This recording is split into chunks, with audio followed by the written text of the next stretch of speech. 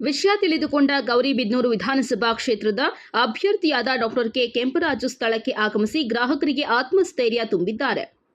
ಹಾಲಗಾನಹಳ್ಳಿ ಅಂಚೆ ಕಚೇರಿಯಲ್ಲಿ ಸುಮಾರು 2 ಕೋಟಿಗೂ ಅಧಿಕ ಹಣವನ್ನು ಹಾಲಗಾನಹಳ್ಳಿ ಅಂಚೆ ಕಚೇರಿಯ ಸಿಬ್ಬಂದಿಯಾದ ರಮ್ಯಾ ದುರುಪಯೋಗ ಮಾಡಿಕೊಂಡಿರುವ ಘಟನೆ ನಡೆದು 3 ತಿಂಗಳು ನಡೆದಿದೆ. ಆದರೆ ಇಲ್ಲಿಯವರೆಗೂ ಸಹ ರಮ್ಯಾ ವಿರುದ್ಧ ಯಾವುದೇ ಕ್ರಮವನ್ನು ತೆಗೆದುಕೊಂಡಿಲ್ಲ ಎಂದು ಮೋಸ ಹೋದ ಗ್ರಾಹಕರು ರಮ್ಯಾ ಅವರ ಭಾವಚಿತ್ರಕ್ಕೆ ಚಪ್ಪಲಿ ಹಾರ ಹಾಕಿ ನಗರದ ಉಪ ಅಂಚೆ ಕಚೇರಿ ಮುಂದೆ 3ನೇ ದಿನದ ಅನಿರ್ದಿಷ್ಟಾವಧಿ ಧರಣಿಯನ್ನ ನಡೆಸುತ್ತಿದ್ದಾರೆ. ಈ ನಮ್ಮ ಸಮಸ್ಯೆಯನ್ನ ಬಗೆಹರಿಸಲು ಯಾವುದೇ ಜನಪ್ರತಿನಿಧಿಗಳು ಅನಿರ್ದಿಷ್ಟಾವಧಿ ಪ್ರತಿಭಟನೆ ಸ್ಥಳಕ್ಕಾಗಲಿ ಅಥವಾ ನಮ್ಮ ಗ್ರಾಮಕ್ಕಾಗಲಿ ಆಗಮಿಸಿ ಬಡವರಿಗೆ ಆಗಿರುವ ಅನ್ಯಾಯದ ಬಗ್ಗೆ ಸಂಬಂಧಪಟ್ಟ ಅಂಚೆ ಕಚೇರಿಯ ಹಿರಿಯ ಅಧಿಕಾರಿಗಳ ಜೊತೆ ಚರ್ಚಿಸುವ ಧ್ವನಿ ಮಾಡಿಲ್ಲವೆಂದು ಗ್ರಾಮಸ್ಥರು ತಮ್ಮ ಆಕ್ರೋಶವನ್ನ ವ್ಯಕ್ತಪಡಿಸಿದ್ದಾರೆ. ಚಿಕ್ಕಬಳ್ಳಾಪುರ ಜಿಲ್ಲೆ ಅಂಚೆ ಇಲಾಖೆಯ ನಿರೀಕ್ಷಕ ಅಧಿಕಾರಿಯನ್ನ ಸ್ಥಳಕ್ಕೆ ಕರೆಸಿ ಜೂನ್ 2025ರಲ್ಲಿ ಈ ಕೃತ್ಯ ಬೆಳಕಿಗೆ ಬಂದಿದ್ದು 8 ತಿಂಗಳು ಕಳೆದಿದೆ. ಇಲ್ಲಿಯವರೆಗೆ ನೀವು ಎಷ್ಟರ ಮಟ್ಟಿಗೆ ತನಿಖೆಯನ್ನ ನಡೆಸಿದ್ದೀರಿ ಮತ್ತು ತನಿಖಾ ವರದಿಯನ್ನ ಗ್ರಾಹಕರಿಗೆ ತಿಳಿಸಿ ಎಂದು ಅಧಿಕಾರಿಗಳನ್ನ ತರಾಟೆಗೆ ತೆಗೆದುಕೊಂಡಿದ್ದಾರೆ. ದನಕರುಗಳು, ಜಾನುವಾರುಗಳು, ಹೂವು, ಮನೆ ಬಿಟ್ಟು ಇಲ್ಲಿಗೆ ಬಂದು ಬಡವರು ಕೂರಬೇಕೆ ಎಂದು ಹೇಳಿದ್ದಾರೆ. ಹಣ ಕಳೆದುಕೊಂಡ ಗ್ರಾಹಕರು ಉತ್ತಮ ವಕೀಲರನ್ನ ನೇಮಿಸಿಕೊಂಡು ನ್ಯಾಯಾಲಯದಿಂದ ಅತಿ ಶೀಘ್ರವಾಗಿ ತನಿಖೆ ನಡೆಸಲು ಆದೇಶ ಹೊರಡಿಸಿದಲ್ಲಿ ಮಾತ್ರ ಈ ಸಮಸ್ಯೆ ಬಗೆಹರಿಯುತ್ತದೆ. ನಿಮಗೆ ಸಾಧ್ಯವಾಗದಿದ್ದಲ್ಲಿ ನನ್ನ ಕಡೆಯಿಂದ ಉತ್ತಮ ವಕೀಲರನ್ನ ನೇಮಿಸಿಕೊಡುವುದಾಗಿ ಗ್ರಾಮಸ್ಥರಿಗೆ ಡಾಕ್ಟರ್ ಕೆಂಪರಾಜು ಹೇಳಿದ್ದಾರೆ. 90% ಹಳ್ಳಿಯ ಬಡವರು ಕೂಲಿನಾಲಿ ಮಾಡಿ ಹೊಟ್ಟೆ ಬಟ್ಟೆ ಕಟ್ಟಿ ಬಿಸಿಲು ಮಳೆ ಎನ್ನದೆ ಕಷ್ಟಪಟ್ಟು ಸಂಪಾದಿಸಿದ ಹಣವನ್ನು ತಮ್ಮ ಕಷ್ಟದ ಸಮಯದಲ್ಲಿ ಆಗುತ್ತದೆ ಎಂದು ಠೇವಣಿ ಇಡುತ್ತಾರೆ.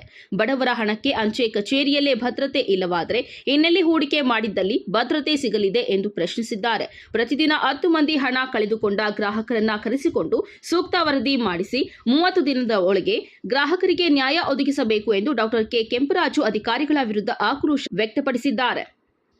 ಈ ಸಂದರ್ಭದಲ್ಲಿ ನೂರಾರು ಗ್ರಾಮಸ್ಥರು, ರಮೇಶ್, ಉಪ ಅಂಚೆ ಕಚೇರಿ ನಿರೀಕ್ಷಕ ಅಲ್ಲಾ ಸಾಬ್, ಚಿಕ್ಕಬಳ್ಳಾಪುರ ಅಂಚೆ ಕಚೇರಿ ನಿರೀಕ್ಷಕರು ಮತ್ತಿತರರು ಇದ್ದರು.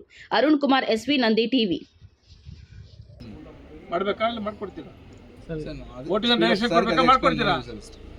ಡೈಲಿ ಸ್ಟೇಟ್ಮೆಂಟ್ ಮಾಡ್ತಾ ಇದ್ದೀವಿ ಸರ್. ನಾನು ಕೇಳೋ ಪ್ರಶ್ನೆಗೆ ಉತ್ತರ ಕೊಡಿ.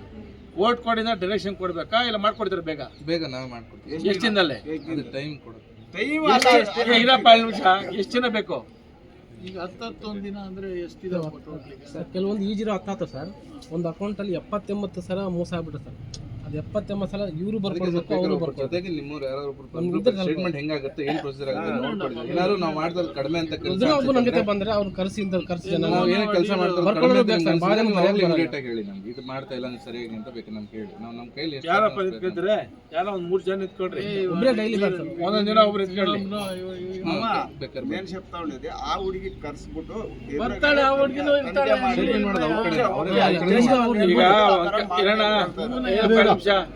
ಈಗ ನೀವು 3 ಜನ ಜಾಬ್ ತಗೊಳ್ರಿ. ಆಲ್ಟರ್ನೇಟ್ ಡೇಸ್, ಒಂದಿನ ನೀನಿದ್ರೆ ಒಂದಿನ ಇರ್ತಿರ್ಲಿ, ಒಂದಿನ ಇರ್ತಿರ್ಲಿ. ಇನ್ನು 3 ಜನ ಇರ್ತೀನಪ್ಪ ಉಂಟಾಡ್ಲಿ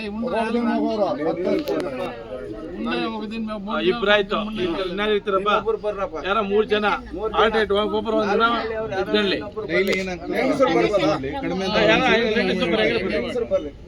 ಅವ್ರಿಗೊಂದು ಭರವಸೆ. ರಮೇಶ್ ಹೆಣ್ಮಕ್ಳಿರ್ಲಿ ಅವರು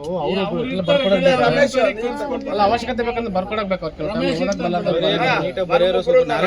ಬೇಕು. ನೀವೇನ್ ಮಾಡ್ತೀರ? ನನ್ನ ಅನಿಸಿಕೆ ಪ್ರಕಾರ ಹೇಳ್ತೀನಿ ನೋಡಮ್ಮ. ಆಗಿಲ್ಲ ಅಂದ್ರೆ ಸುಮ್ಮನೆ ನಾವು ಇಲ್ಲಿ ಕುತ್ಕೊಳ್ಳೋದು ಚೆನ್ನಾಗಿರಲ್ಲ. 30 ದಿನ ಟೈಮು.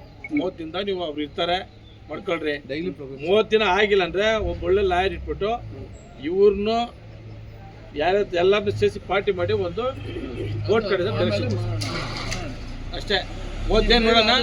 30 ದಿನ ಆಗಿಲ್ಲ ಅಂದ್ರೆ ನಿಮ್ನೆಲ್ಲರನ್ನೂ ಸೇರಿಸಿ ನಾವು ಕೋರ್ಟ್ಗೆ ಹಾಕಿ ಕೋರ್ಟ್ ಕಡೆ ನಿಮ್ಗೆ ಶಿಕ್ಷೆ ಆಗ್ತದೆ ಗ್ಯಾರಂಟಿ. 4 ఏళ్ల అయింది. ₹1 ఎవరు చూపించినోళ్ళు లేకుంటే మా పిల్ల కూడు కూడా వేసాడు, బియ్యం కాళ్ళు కూడా తీసేసింటారు. ఏం తినాలా మేము? ಯಾಕೆ ರೇಷನ್ ಅಕ್ಕಿ ತಾಗಿದಾರ? కొడుకు సాయంత్రం అయితే తెలంగాణ కూడొద్దా? ಏನ್ ಮಾಡ್ತಾರೆ ಕೆಲಸ ಮುಂದೆ కొనిపోతాడు. జమీన్ లేవు, ఏమీ లేవు. ఆయన చూడండి, నమ్మి ఆయన అంటారు. మేము ఎక్కడ పోవాలి సార్? ಎಷ್ಟಾಗಿದೆ? ನಿನ್ ದುಡ್ಡು ಎಷ್ಟಾಗಿದೆ? 40,000. ನಂದು 72 ಅಕೌಂಟ್